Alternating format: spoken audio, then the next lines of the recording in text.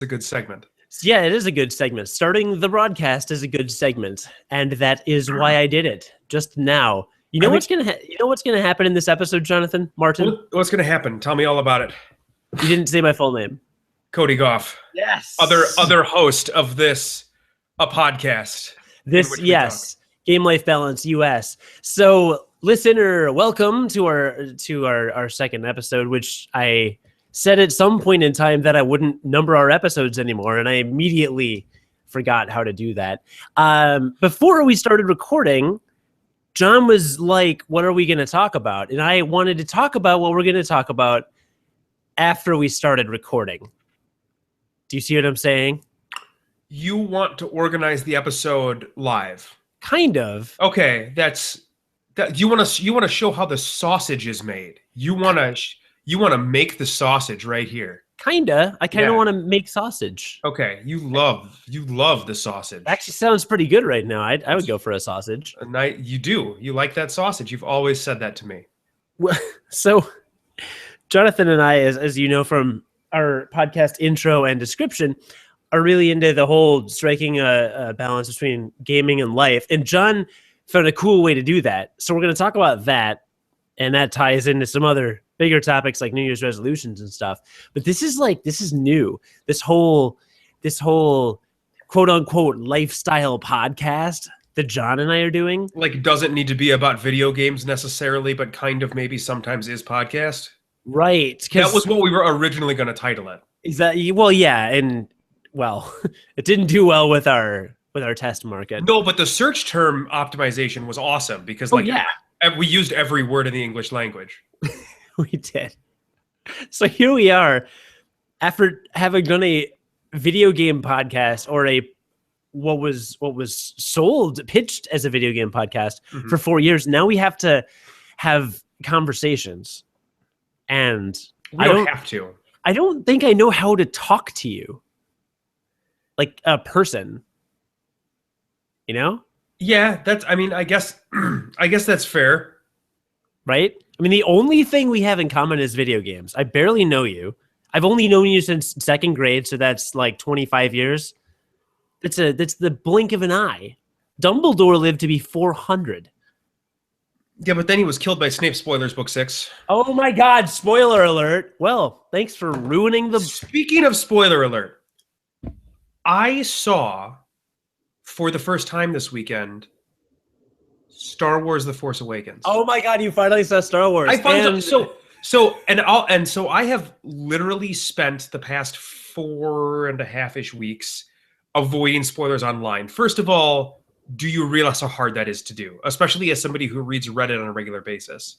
Shout out to Reddit as a website because they took it upon themselves to make sure that if large spoiler threads were popping up, that they never hit the front page so that people that hadn't seen the movie, I don't know how long they did that for, but you couldn't find spoilers about the movie on the front page of Reddit for a long time. But avoiding them online just in general, whether it be in comment sections of places, it was hard. It was a very difficult process. But I managed to do it, and I didn't compromise my first viewing experience. Have you ever been to a real IMAX theater? What do you mean real IMAX? So you can go to an AMC theater down the street, or you can go to a Regal Cinema down the street, and you can go to their IMAX screen, right? And it says IMAX on the side, and it's like a really big screen, and they call it their IMAX screen. And that's like, I think generally what people think of when they think of IMAX, right? Is that what you think of when you think of IMAX? I guess. Okay. What if I told you that the real IMAX was something different than that? I wouldn't believe you. Okay, so a real IMAX is a screen that is 6 stories tall. It basically, if you sit in the middle of the theater in a real IMAX theater, the screen completely encompasses your vision. As in, your peripheral vision is still being held by the edges of the screen. So that was my first view, and it has higher quality sound than what you find in a regular theater as well. So that was my first Force Awakens experience. We have one at the Brookfield Zoo. It's the only IMAX, I believe, in Minnesota. The only real IMAX. Wait, the Brookfield Zoo is in Chicago. Right. The Brookfield Zoo in Chicago. Sorry. The Minnesota Zoo. I don't know why I said Brookfield Zoo. It's the medicine. I'm on all these crazy ass meds. Yeah. No, it's the Minnesota Zoo, and I think it's our only real IMAX. It's the only IMAX in the state of Minnesota. Wow. It was incredible. It was incredible. Then the movie was quite good. So you liked it? Yeah. So let's talk for just a minute here, because I feel like Star Wars culture and video games, they at least share some they have to share common fans. You don't need to rationalize it. Literally everyone saw Star Wars. There's at least, did they?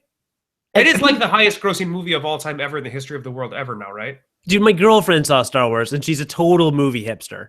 Mm-hmm. You know what she took me to on January 1st was The Hateful Eight in 70 millimeter.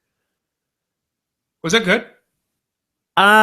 You're not. I can't imagine you're that much of a Tarantino fan. Why wouldn't it be a Tarantino fan? I don't know. He's pretty like gruesome and graphic, and you're kind of a wuss. It was too gruesome and graphic, and I hate you. Yeah, no, I liked the one with John Travolta and Samuel L. Jackson, Pulp Fiction. Yeah, that was a good movie.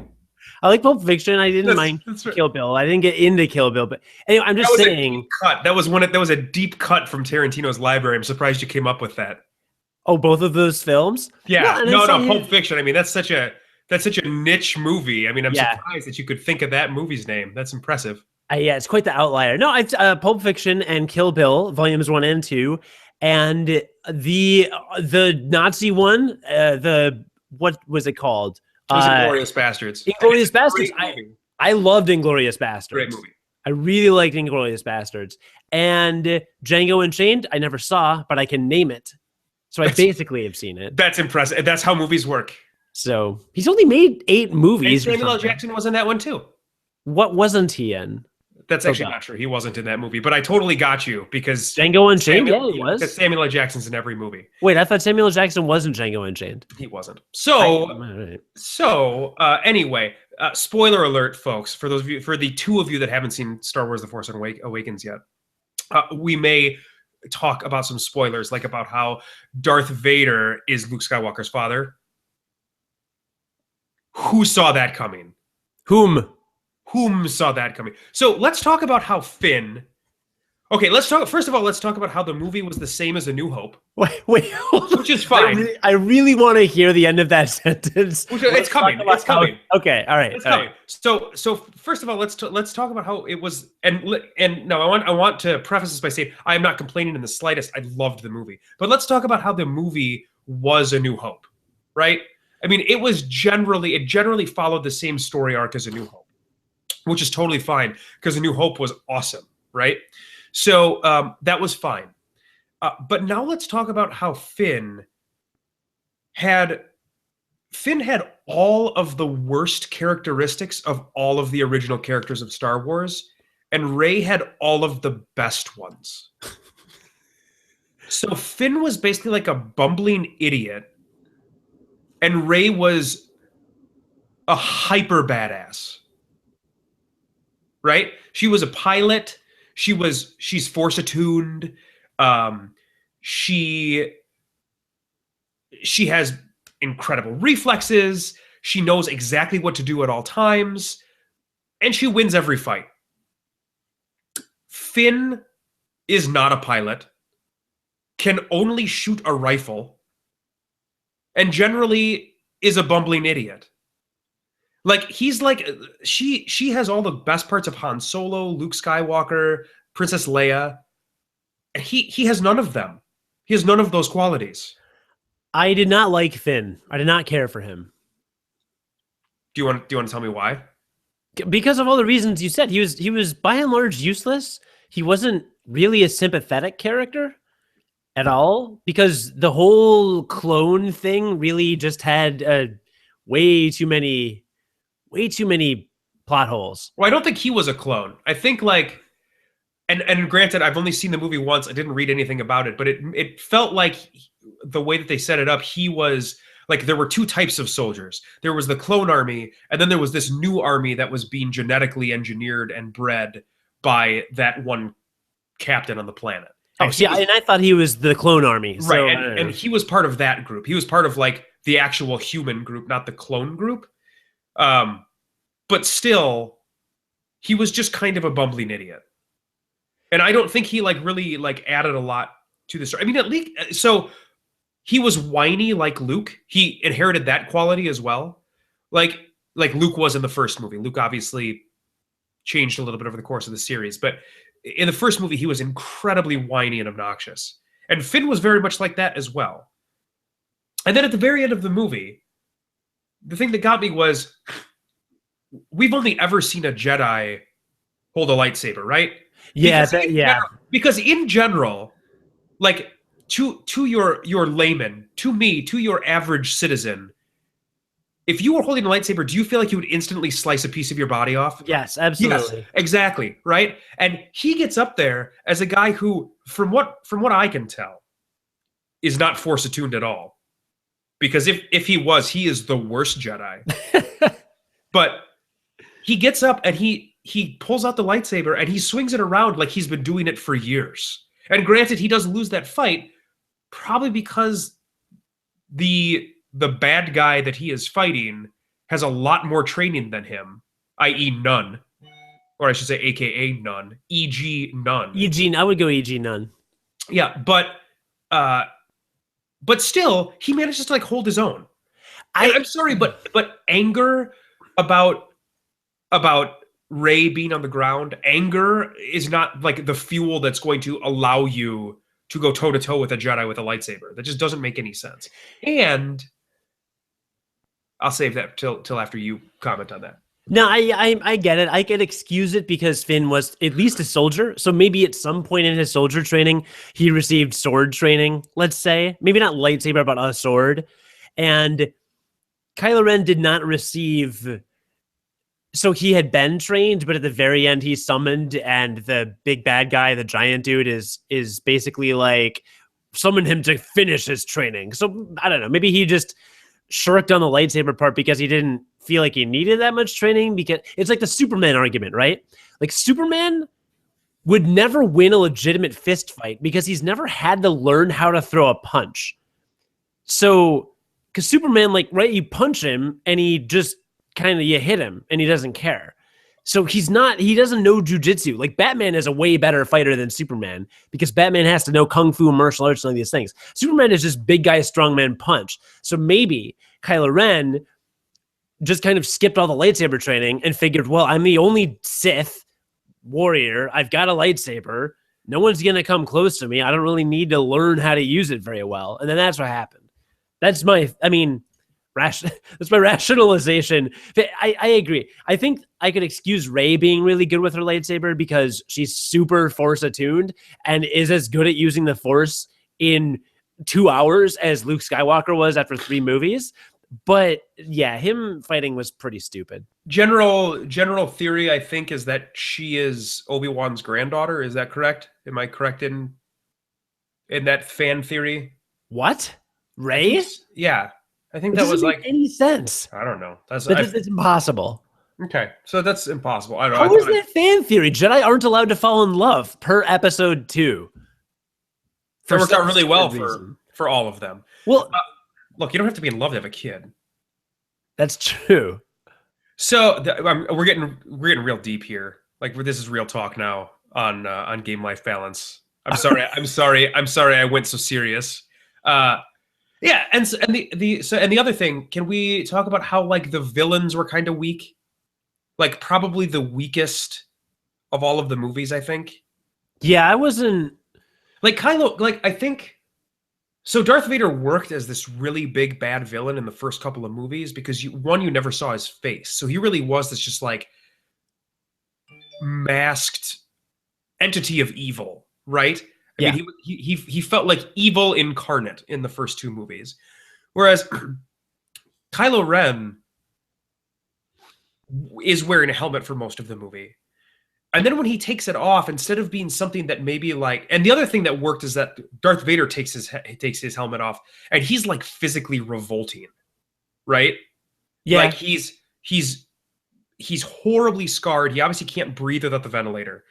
Kylo Ren takes off his helmet. And every girl in the theater got incredibly excited. Really? I know my wife did. Really? Yeah, I think it's his hair. And Really? also, he's apparently like the main character of the show Girls, like the main love interest of the show Girls, which is Really? yeah, which is also a thing. So yes, she thought he was gorgeous. I don't know. He was way too pretty for me as a villain and weepy. But I mean, I understand that's like his shtick. Like I understand like what's going on in the story at the time to make him that weepy. But he was very weepy. Yeah. He also is introduced as he's like, he's gonna live. He's not gonna die in the first movie. I don't know. There wasn't that big of a sense of danger, even though they ended up killing off a main character. I don't know. There was something missing from the tension because of him. But I agree with what you're saying.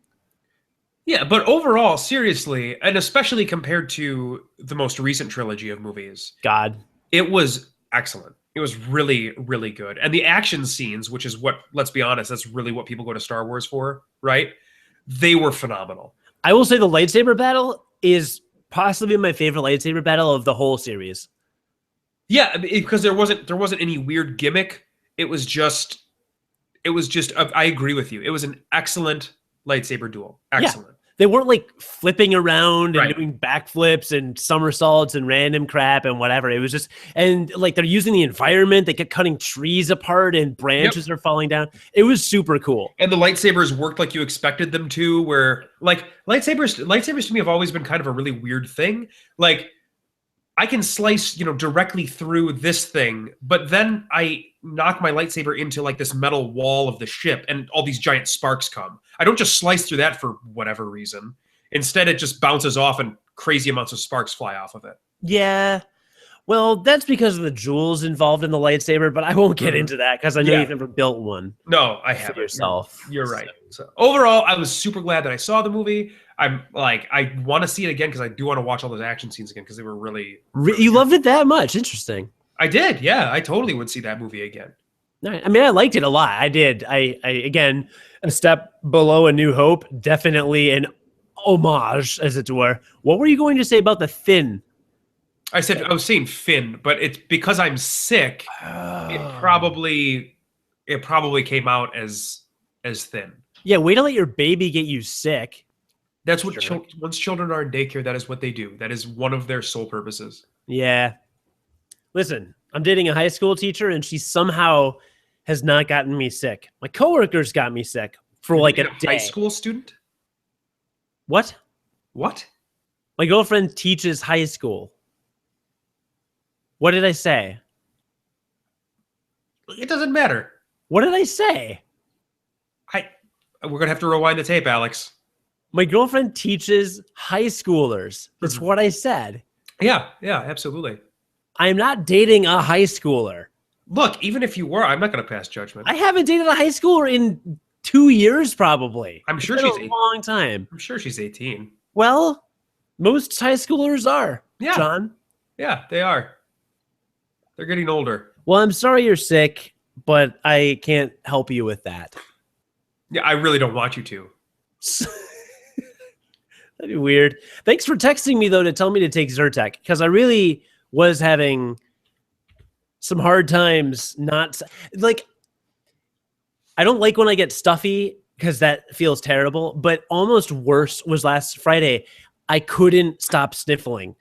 It was as if my head were a fire hydrant that was run over by a truck and just water gushing out everywhere. It was constantly sniffling or blowing my nose unless I was horizontal. And that's the worst. You and me, and then when you're horizontal, you can't breathe. You can't breathe, period, which is even worse. But you and I were playing a game on Saturday morning. We played some Risk of Rain, and you sounded worse when we were playing that game than I maybe have ever heard you sound over audio. Really? I thought you were dying. So... like, I'm glad that it actually wasn't nearly as bad as what it sounded like to me. Well, it wasn't that bad. I was recovering. The problem was I had some Zyrtec, and that just takes me out. Yeah. Takes me out of the ballgame. Well, anyway, that was a wonderful little Star Wars tangent. So to get to the only topic that either of us can say, what we're going to do is we're going to have segments. listener, listen up, listener. You need to tell us some segment ideas because I have none. And John, do you have any? I think we should brainstorm right now. I don't think so. Write down your top 3 segment ideas, Cody. Disagree with that. I don't think we should brainstorm that right now. But we're going to have segments. It's a promise that I'm making unnecessarily. Also, by the way, fun fact, there is a live chat on our YouTube channel while we record this. Did you know this? No. Okay, so Really? yeah. So my girlfriend I almost don't want to look at it. Well, I do because my girlfriend told me after we recorded, she said she was walking home from work or on the train or something and got an email that we were broadcasting. So she actually watched part of our broadcast live. And she said, oh, yeah, in the chat room, somebody was saying that you should be on his podcast. So apparently somebody watched our show on YouTube and said that we should be on their podcast. And I have no idea who that is or where to find those comments. Like I'm clicking around right now and I'm not probably better off leaving a comment on a video if you actually want us to do something, I would imagine, right? I don't know, man. I have no idea. YouTube is a weird place. They change everything.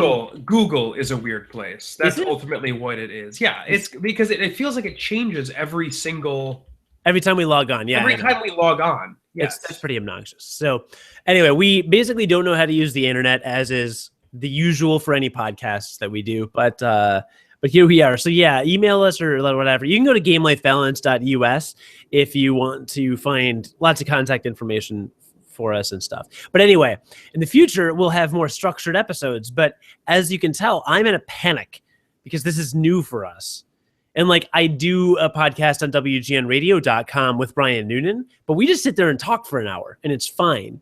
But I don't know how to talk to you. I don't know how to have an actual conversation with you. Wait, we've been doing this for 4 years. Yeah, but we talked about video games before. Now that's off limits. But we're not allowed to talk about video games at all. We're not even allowed to mention them. I have to bleep out you talking about Risk of Rain. And I just gotta bleep it out again. Yeah. Right? All this. Well, you mentioned that we're going to do segments. Like that's what you said you're gonna do segments. Are you gonna call that like your New Year's resolution? Yes. I'm gonna call that my New Year's resolution. That's interesting that you would call that your New Year's resolution because like that feeds directly into what I was going to talk about this week. Seamless transition. So one of these times it's like actually going to be a seamless transition and it's going to be awesome. It's more seamless when I call it out. And somebody's going to listen to it. They're going to be like, man, these guys really know how to transition between topics. That was a little on the nose probably. But anyway, do you do New Year's resolutions? Yeah, do you do them? Not in the traditional sense. In 20... What the heck does that mean? Listen to me explain, and you will know. Allow yourself to be enlightened.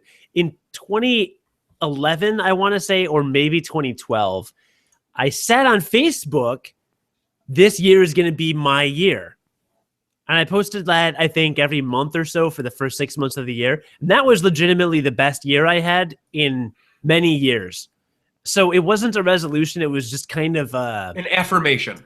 Yeah, like an affirmation of, all right, this is the way it's going to be. It was, I'm good enough, I'm smart enough, and gosh darn it, people like me. That's what it was. I don't know what that's from. I'm good enough, I'm smart enough, and gosh darn it, people like me. I don't know what that's from. Just keep saying it to yourself. Just keep saying it to yourself. I'm going to Google it on my phone. I'm good enough. Anyway, so you do New Year's resolutions? So yeah. The thing is I don't really remember like my New Year's resolutions. Obviously, they really stuck with me, and they were really, I've definitely done like the traditional like I'm gonna give up soda type thing, but I realize now at this year when my wife and I made the resolution that we did that like I didn't really do it right. Like the things that I picked, they weren't really like better yourself type activities. But I feel like we kind of nailed it this year in terms of what our resolution is. And it's kind of nice to make the resolution together. One, because there's somebody that's going to be holding you accountable, which is nice because when you're trying to change a habit, when you're trying to change a behavior, if it's a behavior you've been doing for a long time, it's probably very easy to slip back into that behavior, right? So having somebody hold you accountable, that's actually a very good thing, I think, if you're actually trying to change a behavior. For the whole year, though, that's such a long time.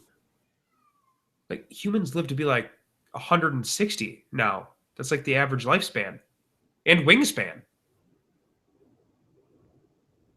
Okay, that's fair. Anyway, so what did the both of you decide on? So we decided that we were going to institute a bedtime, and we were going to institute a rule: no cell phones in bed. And so I don't know like what your typical bed habits are with your girlfriend, but the way ours had always kind of been is that I do not need nearly as much sleep as my wife. She can sleep 12 hours a night. She really needs about 10 hours a night of sleep. really? Yeah. I need about 5 hours of sleep a night. I should sleep to make myself function well. I should sleep about 7 hours a night. So there's a pretty large disconnect there between the amount of sleep that we're getting. Right. It kind of always meant that, like 8:30 would roll around and she would go up to bed. And I would stay up until like midnight to play video games most nights or do something else. But I'd stay up very late. Dude, that sounds like me and my girlfriend. Right? So, and one of the things, okay, so I would stay up late, play video games, and that worked fine, except that she always kind of complained that like I never went to bed with her. Like we were never going to bed at the same time. And so I was like, well, that, like, I understand that. I can't go to bed that early. Like I can't do it, which is not true because I've been doing it now and I've been doing it totally fine. But back when we were first talking about this, I was like, I just can't go to bed that early. I don't need that. Like, I don't need that much sleep. And I said, okay, I'm willing to try this. I'll tell you what. One of the things that I really don't like is when we are in bed together, when you are on your cell phone or when I am on my cell phone, and we're basically just on our cell phones in bed. We may just be laying next to each other, but like there's no like dialogue, there's no intimacy or anything there when we're just sitting on our cell phones, right? And I was like, I don't really like that much. And she said, okay, well, let's institute a bedtime and let's say no cell phones in bed. And I was like, all right, I can try this. Let's do it. So we've instituted 10 o'clock at night bedtime. So that's in bed by 10 p.m. and then no cell phones in bed. And that's only during the week. Weekends are kind of fair game for whatever you want to do because of the weekend. You should have less responsibility. But obviously, this sounds like it's going to cut into my video game playing time. Because up until this point, it's always been, wife goes to bed, I get to go play video games. Wife goes to bed, I get to go play video games. You get to go play video games. I like the way you phrase that. Well, when you have a kid, I mean, it really is like that. No, I know. Dude, you're busy taking care of the kids. So. Even when you don't have a kid, it sometimes feels like I'm alone. It's alone time. It's your alone time. Yeah, exactly. So I was now like that. My initial selfish thought was that, well, this is sad because I'm not going to be able to play as many video games now, and that's sad to me. And I was like, I got to figure out like a way to continue to keep playing video games, keep this hobby. So I decided what I was going to try to do is I'll try to go to bed at like 9 or 9:30, and I'm going to set my alarm for 5 and see what happens. And the first day I didn't wake up because 5 a.m. is really early. But the second day I went to bed at 9 and fell asleep like at 9:15 or 9:30. I had set my alarm for 5, and I woke up, and I was instantly awake and completely awake. And what that let me do was between 5 and 7 o'clock, because my son doesn't wake up until 7:15 usually. What that let me do was go down. I had the coffee pot set for 4:45, so it was made when I woke up. Got my big cup of coffee, went downstairs, and played video games for 2 hours. And so I got to sit around and I got to have a couple of cups of coffee, play video games for a couple of hours, and it was awesome. And I've done that almost every single weekday since then. It's sweet. And there's the added benefit of going to bed together. Yeah, that's really awesome. I kind of hope my girlfriend doesn't hear this because I don't want her to suggest that. It's super. Well, that's fine. I mean, it's certainly not for everybody. But the reason why I feel like it worked, like, I've talked to people about New Year's resolutions before, and the people that don't do them, or the people that don't believe in them, whatever, say the general like saying is, oh, that's just silly. Like, if you need to like change something, just change it. But like, my counter to that is there's a lot of like self-destructive behaviors that people participate in that they don't want to, but they do because they're easy, or because they feel good, or whatever, right? Yeah. And like, by having a formal event, it's the first of the year. I've always wanted to change this. I've always thought it'd be a better idea to do it this way. It's going to be hard to do, but I don't want to do that. By having a formal event, a formal time for it, I feel like it makes it a bigger deal. And by making it a bigger deal, it makes it more important to you to do correctly, to do well. So that's why I've always thought that New Year's resolutions are kind of a good thing. And by doing it with somebody else, I think it makes it even better, because like, I could easily just lazily be like, no, I'm just not going to like go to bed at 8 tonight. Or I'm just not going to go to bed at 9 tonight, or 9:30, I mean. But, you know, my wife is there and she's going to call me out on that because she's doing it too. And her favorite thing is to have the phone in bed, and she can't have the phone in bed. So like, she's doing it. So why am I not doing it, right? Yeah, no, that makes sense. Yeah. And it's allowed me to play video games, and I'm like super awake at work because I've gotten 3 cups of coffee. Like, I just feel like I get my day going better. 3 cups of coffee? Good Lord. I'm a 1-cup guy. If I have more than 1 cup of coffee, I get all freaked out. You also get drunk off of 1 drink. Yeah. Well, I'm sensitive. You are very sensitive. So that's why you don't like Quentin Tarantino movies. I don't dislike Quentin Tarantino movies. I didn't like the Hateful Eight was too violent. I need to see somebody's head literally get blown off by a gun in 70 millimeter. Not really. What does that do for me? How does that make my life better?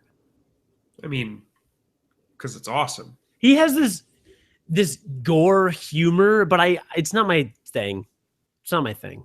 It's not his best. My girlfriend enjoyed it much more than I did. I wasn't into it. It wasn't bad. Like, I didn't dislike it, but I got to the end and I didn't think to myself that I had seen anything special. And okay. I feel like Quentin Tarantino has made movies that felt kind of special in a way before, like the Inglourious Bastards and obviously Pulp Fiction. And to a degree, Kill Bill. I didn't get as into Kill Bill as other people did, but I don't know. Anyway, to what you were saying about resolutions, back to that. So the only resolution that you've made in the past couple of years has been your Stuart Smalley affirmation. That's been it. My what? Stuart Smalley. That's the guy that you were looking for. The name you were looking for. It's not. I'm good enough. I'm smart enough, and people like me. Well, no. Well, my thing is, though, so I was raised Catholic, so I still participate in Lent. Oh, so you're already giving up something every year. Yeah, I or self-flagellating. Are you self-flagellating? What does that mean? Fart? Am I farting? By yourself. That's as punishment. Seems like a long way to say the word fart. Right. Yeah, but that's, you know how Catholics are. Like, they have to have a long way to do everything. Yes, I know how Catholics are. Right. It's true. Well, like, why have a 1-hour wedding when you can have an hour and 45 minute wedding? They're not that long. What is with people bitching about Catholic weddings? They're not that long. Why have a 1-hour Christmas service when you can have a 1 hour and 45 minute Christmas service? You didn't have a Catholic wedding. Yours was 45 minutes at least. It was like a half an hour. It was not a half an hour. Yeah, it was like 45 minutes. I was standing there. You were not. I think I would know. Yeah, that's a good point. Yeah? There you go. You got to do stuff like read vows. I just had to look at you and the back of your brother's head. Longingly. Look at me. Which is a glorious head, I will say. The back of his head, excellent back. If I had to look top 10 back of heads. If I had to look at the back of the head of anyone in the wedding party, it would be your brother, and that's how that happened. I'll let him know. I think I'll be flattered. Please, please do. I hope he's flattered and not self-flatulating. No, you're self-flatulating as a Catholic during Lent. I don't think that's what I do because I give up too many things to allow my body the time to self-flatulate. Okay. So you are used to like you're used to altering a behavior. But I go hardcore for Lent. 1 year I gave up all alcohol and soda and hard drugs and soft drugs and trafficking drugs and selling drugs. Is that included in trafficking, actually? I think so. Usually you're only like required to give up one thing, right? You're not required to give anything up. My sister usually volunteers, for example, because my mom says you just have to do something to make yourself better. So you can either give something up or you can do something extra. That sounds like a cheap cop-out fake thing. You got to give something up. You got to make it hurt. If you volunteer at a soup kitchen an hour, like 2 hours a week, you got to make it hurt. I'm just saying, if you're giving up your time, then you're contributing. You know what I'm saying? Does it hurt you to do that? No. Give up something you love. Give up something you're passionate about. Oh, you love volunteering? Give up volunteering. That's what Lent is about. Maybe I'll give up this podcast for Lent. Oh, man, I could use that break. Wait, when is Lent? What would you use that break for? Hang on. It's 40 Sundays, right? Lent is 40 Sundays long? 40 Sundays, yes. Jesus was in the desert for 40 Sundays. 40 Sundays. I think that's how that works. No, but did you know...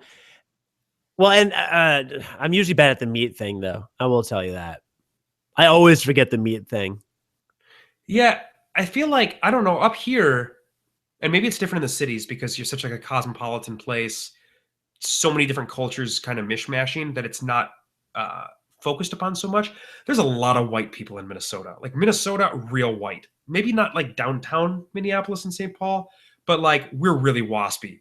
Yeah, white Anglo-Saxon Protestant. Really waspy up here. And so everybody has a fish fry. Like it's really hard to miss when Lent is going on because like the house down the street has a billboard that goes up that says fish fry here on Friday night. That's not true. I just moved here. I don't know if that's true. Maybe it's true. But you can't go a block without finding a fish fry. So yeah. So, and that's a very clear, like, oh, by the way, you should be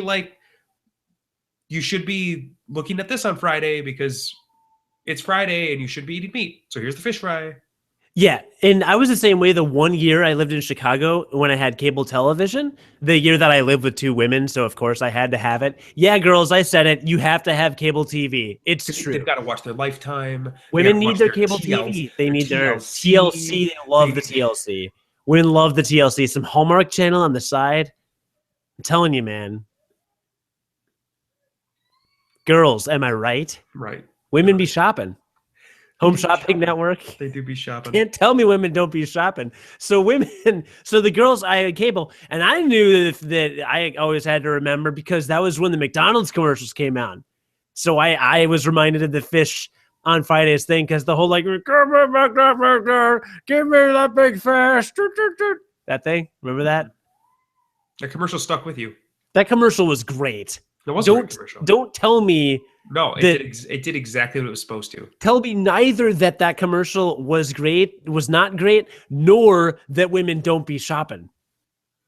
Women don't not be. They do. Women be shopping. No, you're right. Women be shopping.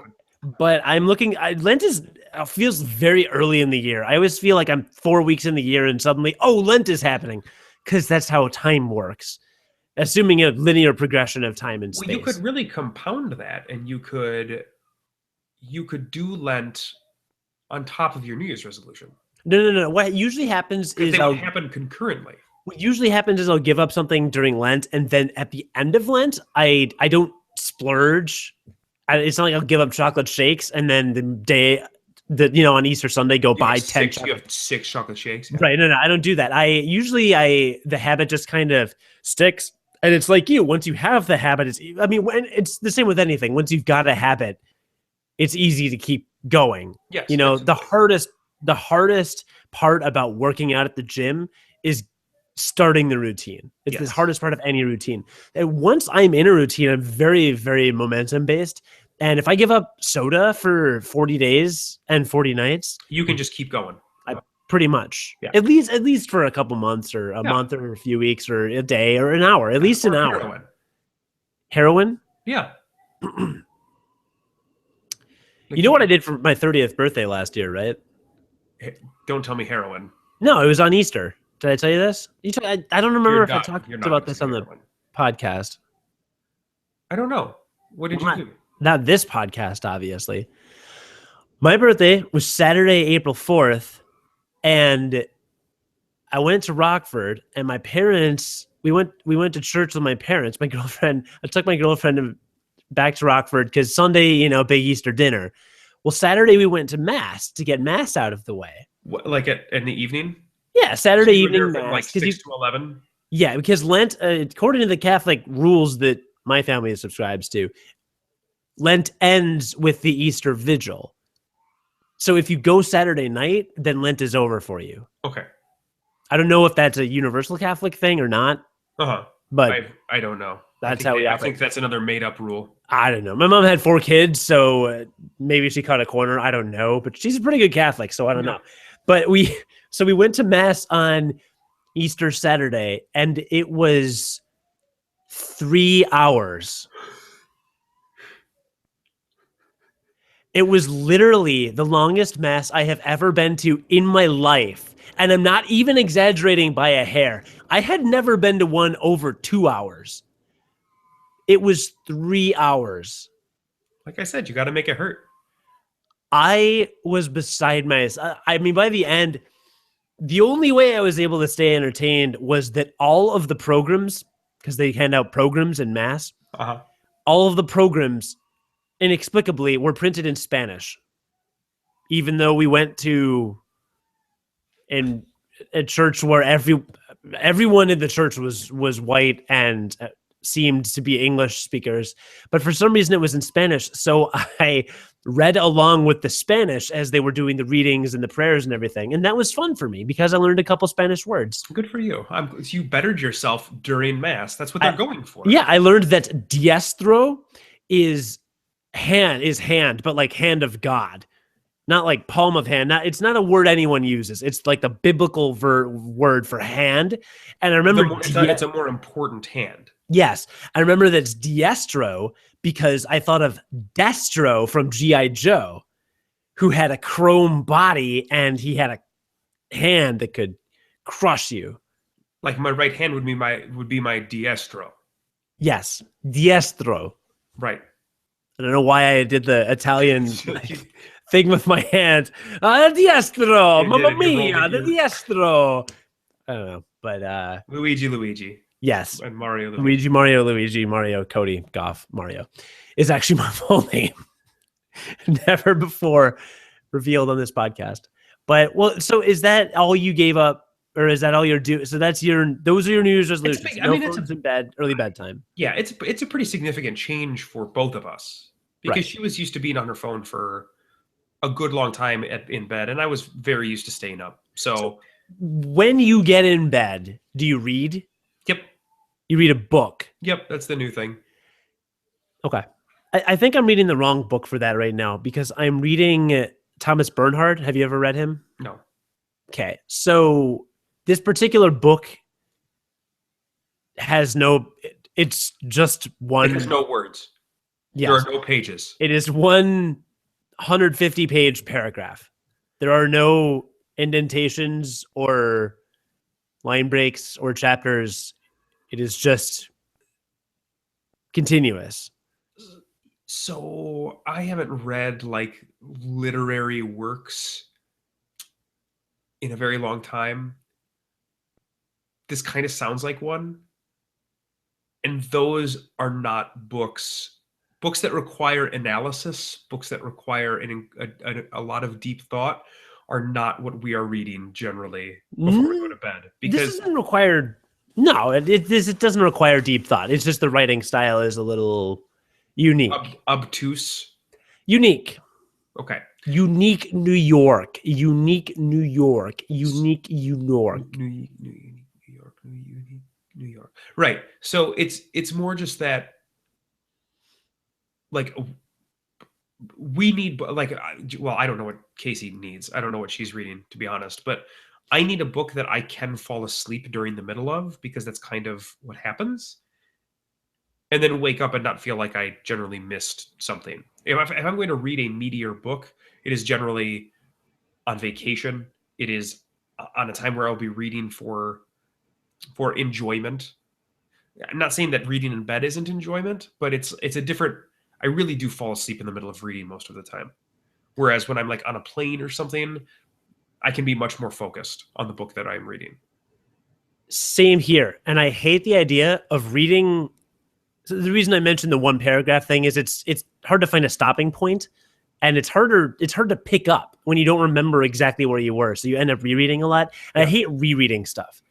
I hate rereading stuff. Part of the reason I never got back to book 5 of Game of Thrones, or the Song of Ice and Fire series, is because I got 300 pages in, and I part of me thinks I have to reread it to know what's going on, because I'm on some Davos chapter. What's his name? Davos, right?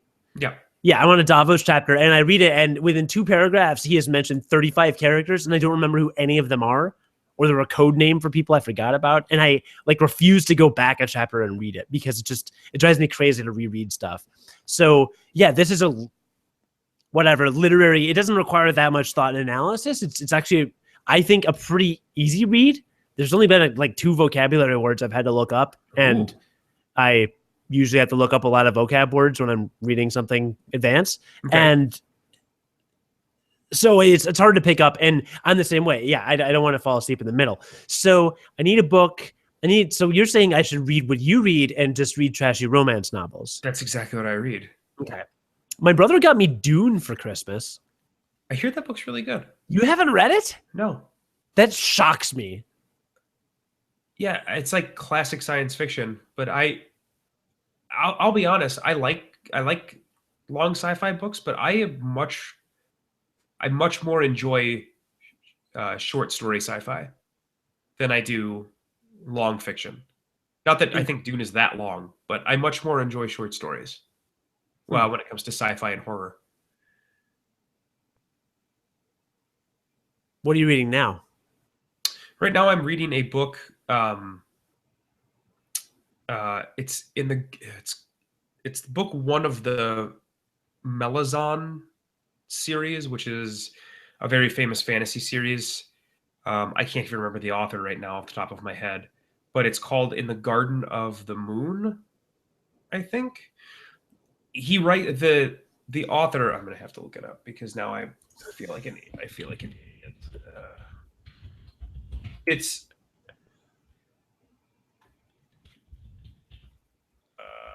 Malazan Book of the Fallen is the name of the series. And it's Steve Erickson is the author, and Gardens of the Moon is the first book. And it's a fantasy. So you know how George R.R. Martin's fantasy world it's relatively not supernatural, generally grounded in reality. Yeah, more political. Right. So he is much more of a supernatural fiction writer. So there are different warring city-states. There's an empress who is trying to basically take over this entire nation. And there are different mages that hold power because of how that basically hold power because of how much power they can channel through themselves. They each have a different attunement to a different plane of existence. I can't remember what they call it. They're basically planes, though, like in Magic the Gathering type planes, or in D&D type planes, and they can channel the energy of these planes to. And there's also a god associated with every plane, and the gods are real, so they can intervene with stuff as well. And I don't know, they're interesting. Like it's totally different. It's a fantasy series that is totally different than George R.R. Martin, so it's kind of nice change of pace. Okay. Well, I will add that to my list of books I will never consider reading because I don't want to have anything in common with you. Yeah, I don't really actually want to talk to you about it all that much. That's good.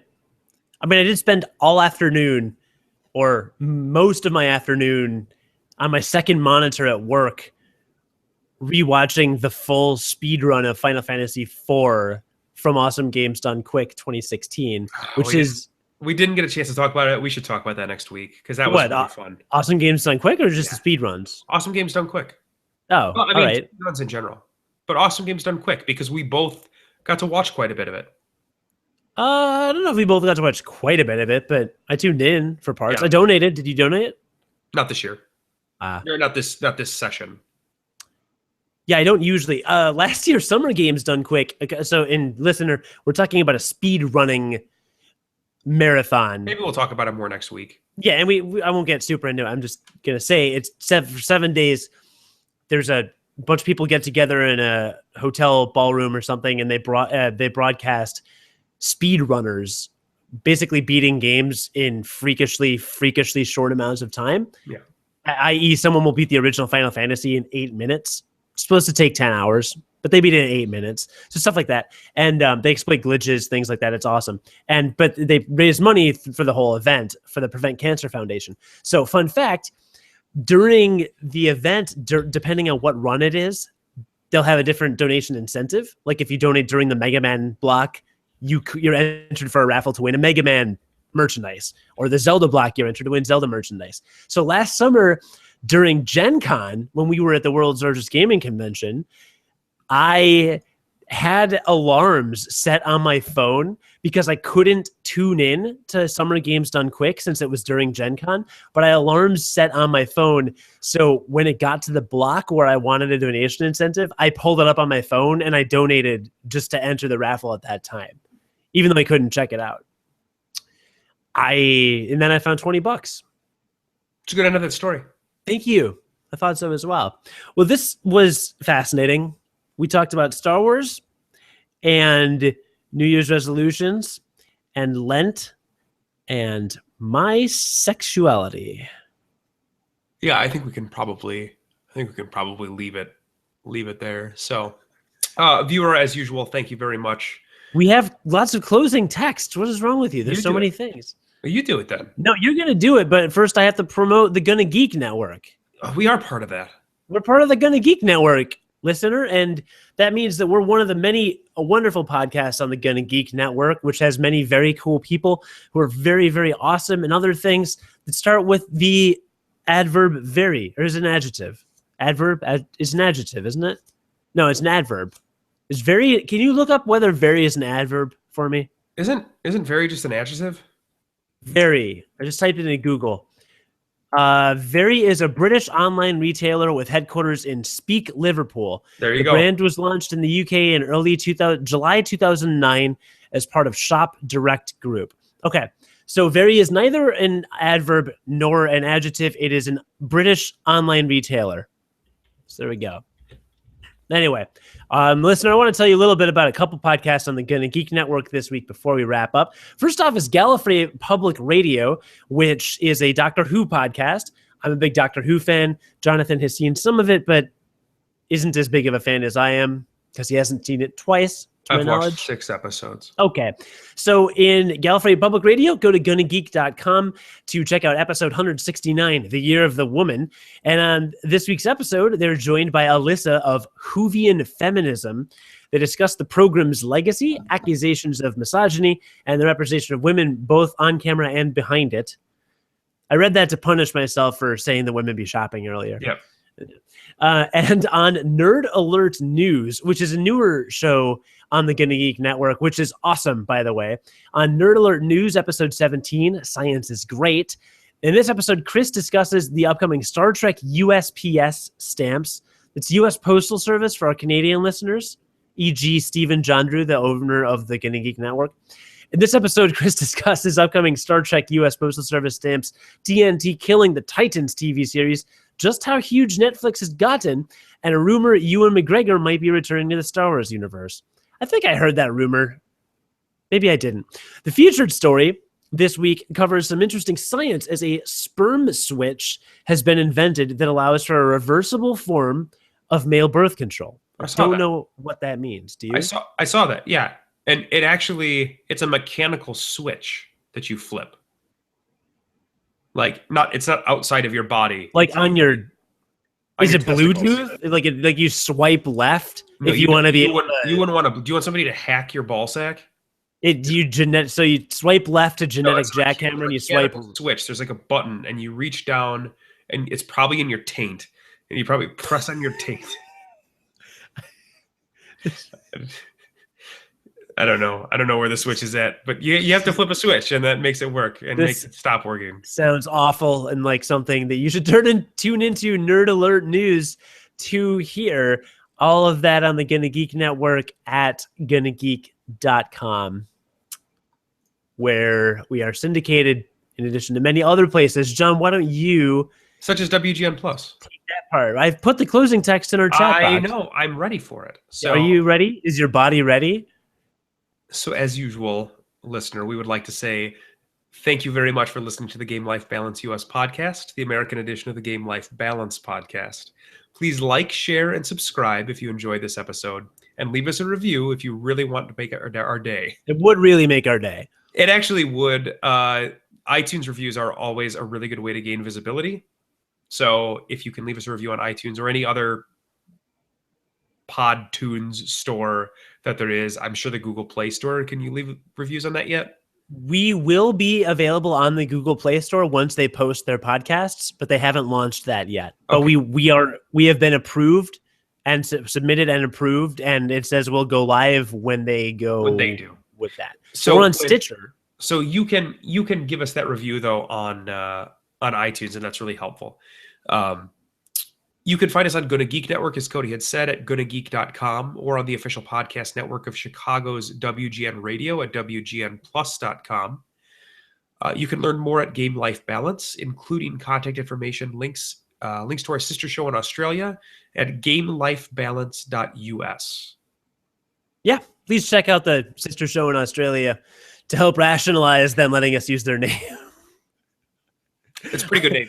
I'd love to give them a big bump in traffic. And they have segments. The Australian version of this podcast has segments. Well, soon after your New Year's resolution goes through, we're going to have segments too. Well, they do a trivia segment, but we can't do a trivia segment because they already do a trivia segment. And we already stole their name. I don't want to steal their segments too. They actually have a really good podcast. It's really entertaining. So, I have a really good idea for a segment though. You do. What if we did trivia?